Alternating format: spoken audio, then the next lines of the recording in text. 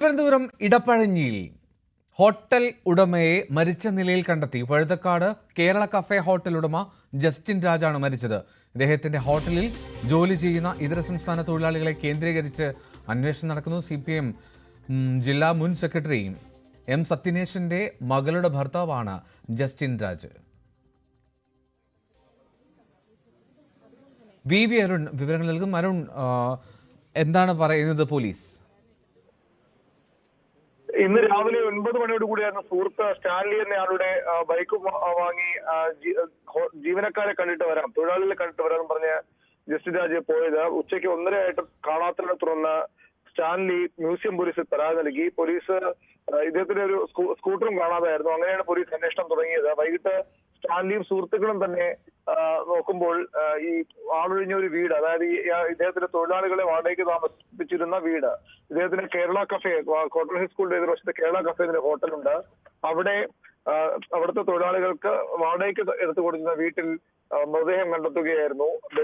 ഇതര സംസ്ഥാന ബംഗാളികൾ ഉൾപ്പെടെയുള്ള ഇതര സംസ്ഥാന തൊഴിലാളികളായിരുന്നു അവരുടെ ഹോട്ടലിൽ പണിയെടുത്തിരുന്നത്. ഇതിൽ 2 പേരെ കാണാതായിട്ടുണ്ട്. 2 പേർ ഈ സ്റ്റാൻഡ് സ്കൂട്ടറുമായി കടന്നു കളഞ്ഞു എന്നാണ് ഈ പോലീസ് ഇപ്പോൾ കരുതുന്നത്. 7 ഇതര സംസ്ഥാന തൊഴിലാളികൾ, ഈ ഹോട്ടൽ ജീവനക്കാരെ 7 പേരെ ഇപ്പോൾ പോലീസ് കസ്റ്റഡി എടുത്ത് ചോദ്യം ചെയ്ത് വരികയാണ്. എന്തെങ്കിലും പ്രശ്നം ഇവർക്കുണ്ടായിരുന്നോ എന്ന കാര്യത്തിൽ അന്വേഷണം നടക്കുന്നു. 2 പേർ ഈ ഒരാഴ്ച മുമ്പാണ് അഴീക്കോട് സ്വദേശിയായ പ്രസന്നകുമാറിന്റെ വീട് വാടകയ്ക്ക് എടുത്തത് ജസ്റ്റിൻ രാജ്. ഏതായാലും ഈ 2 ഇതര സംസ്ഥാന തൊഴിലാളികളെ കേന്ദ്രീകരിച്ചാണ് ഇപ്പോൾ അന്വേഷണം. ഇവർ സ്കൂട്ടറുമായി കടന്നു കളഞ്ഞു എന്ന പ്രാഥമിക വിവരമാണ് പോലീസിനുള്ളത്. സിറ്റി പോലീസ് കമ്മീഷൻ അടക്കമുള്ളവർ സ്ഥലത്തെത്തി അന്വേഷണം ആരംഭിച്ചിട്ടുണ്ട്. ഈ കടയിലെ തൊഴിലാളികളെ കേന്ദ്രീകരിച്ച് തന്നെയാണ് അന്വേഷണം മുന്നോട്ട് പോകുന്നത്. തൊഴിലാളികളെ കേന്ദ്രീകരിച്ചുള്ള അന്വേഷണം, അവിടെ എന്തെങ്കിലും തർക്കമോ അത്തരത്തിൽ എന്തെങ്കിലും അസ്വാഭാവികമായിട്ടുള്ള സാഹചര്യമേ ഉണ്ടായിട്ടുണ്ടോ, അല്ലെങ്കിൽ അങ്ങനത്തെ ഒരു ബാക്ക്ഗ്രൗണ്ട് പറയപ്പെടുന്നുണ്ടോ ഈ സുഹൃത്തുക്കൾ?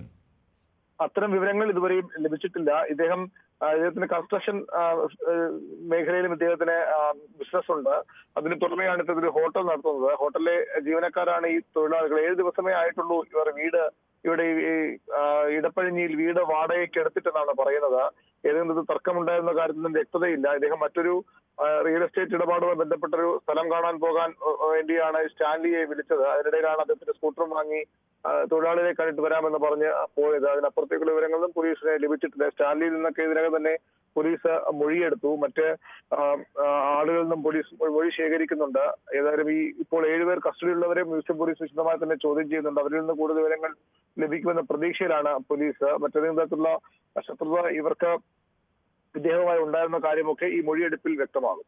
റൈറ്റ്, VV ആണ് വിവരങ്ങൾ നൽകിയത്. ഹോട്ടൽ ഉടമയെ മരിച്ച നിലയിൽ കണ്ടെത്തിയിട്ടുണ്ട്. തിരുവനന്തപുരം ഇടപ്പഴഞ്ഞിയിൽ കേരള കഫേ ഹോട്ടൽ ഉടമ ജസ്റ്റിൻ രാജാണ് മരിച്ച നിലയിൽ കണ്ടെത്തിയത്. രാവിലെ മുതൽ ഇദ്ദേഹത്തെ കാണാനില്ലായിരുന്നു. ഇതേ തുടർന്നുള്ള അന്വേഷണത്തിനൊടുവിലാണ് അദ്ദേഹത്തെ മരിച്ച നിലയിൽ കണ്ടെത്തുന്നത്.